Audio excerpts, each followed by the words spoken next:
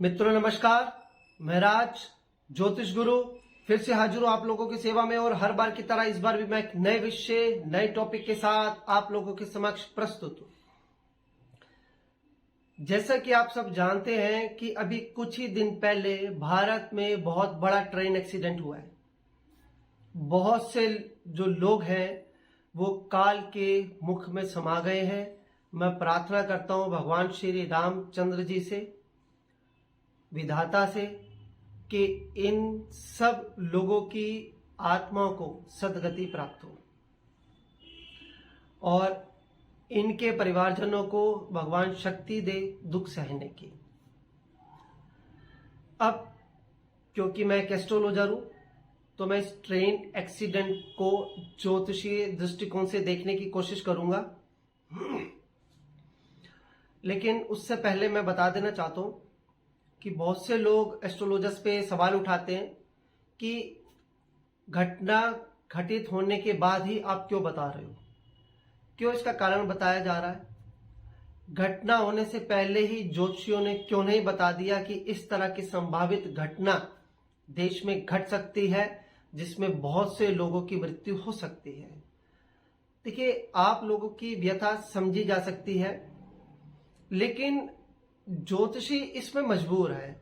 मजबूर कैसे, वो मैं आपको बता देता हूं। क्योंकि हर ज्योतिषी, एस्ट्रोलॉजर, चाहे मैं चाहे कोई और, हर व्यक्ति अपने परिवार का भरण पोषण और जीविका चलाने में बिजी है। जो कुंडली सामने आती है किसी व्यक्ति के किसी भी कारण विशेष से, अगर किसी की कुंडली उसके सामने आती है तो वो उसकी ज्योतिषीय गणना या जो भी है उसकी जो संभावना होती है वो बता देता है और उसके बाद वो फिर से अपना जीविका चलाने में और परिवार का भरण पोषण करने में बिजी हो जाता है।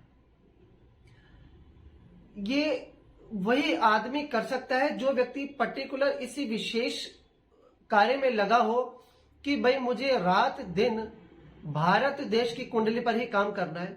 मैं 24 घंटे इसी पर ही नजर रखूंगा कि कौन सा ग्रह बदल रहा है और क्या संभावना बना रहा है, देश में से क्या शुभ होगा और क्या अशुभ होगा। जो एस्ट्रोलॉजर से ज्योतिषी इस विशेष कार्य हेतु समर्पित होते हैं, सिर्फ वही आपको पल पल की देश से संबंधित या देश में होने वाली घटनाओं की जानकारी दे सकते हैं। अन्य कोई ज्योतिषी आपको इस तरह की पल पल की जानकारी नहीं दे सकता। देश तो बहुत दूर की बात है, ज्यादातर ज्योतिषी अपनी कुंडली भी कई कई महीनों तक नहीं देखते।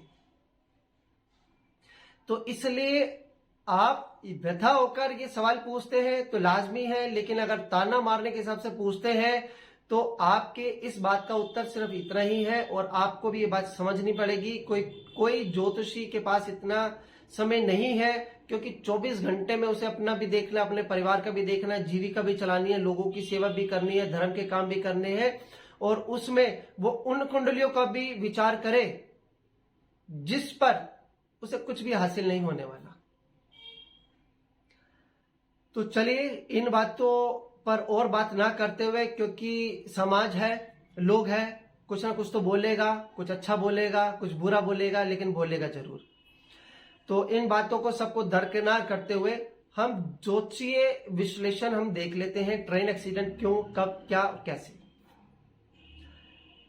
किसी भी देश की कुंडली या किसी भी राज्य की कुंडली का जो तीसरा भाव होता है वो परिवहन से संबंधित होता है। परिवहन, तीसरा भाव और तीसरे भाव का मालिक। अगर आपको परिवहन की स्थिति जाननी है, ट्रेन एक्सीडेंट या रोड एक्सीडेंट वगैरह की आपको स्थिति जाननी है, तो आपको तीसरा भाव और उसके मालिक का विश्लेषण करना पड़ेगा। जैसा कि हम जानते हैं, राहु, शनि ये पापी ग्रह है, मंगल क्रूर ग्रह है।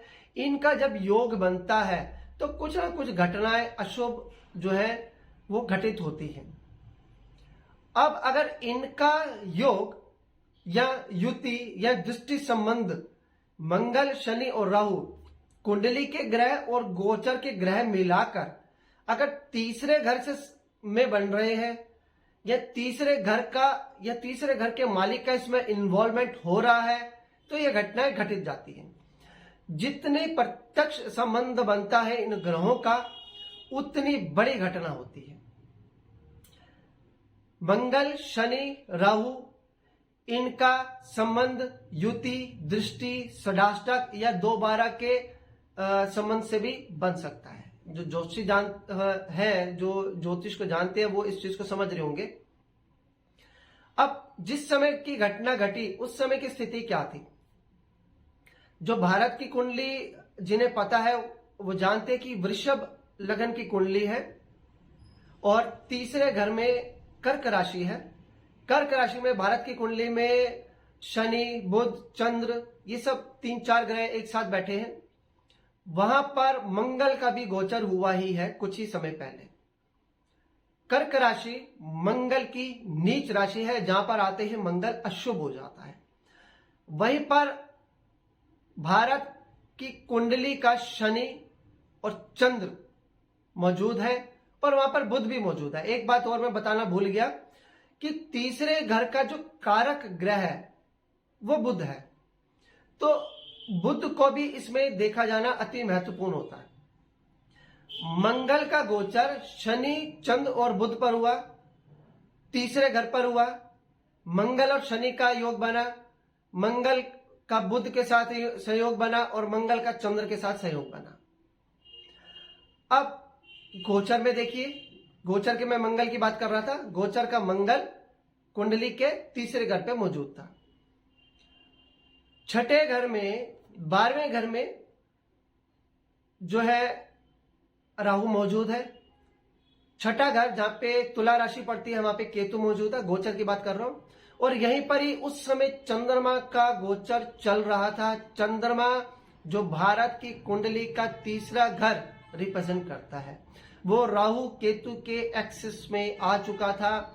इन सब चीजों ने मिलाकर ऐसा संयोग बनाया कि बहुत बड़ी जो है ट्रेन की घटना घटित हो गई और बहुत से लोग मृत्यु के मुख में समा गए।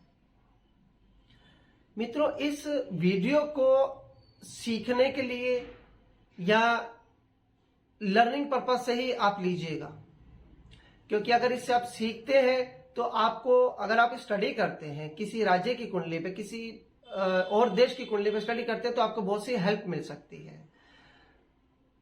इस विश्लेषण के साथ मैं इस वीडियो को यही विराम देता हूं।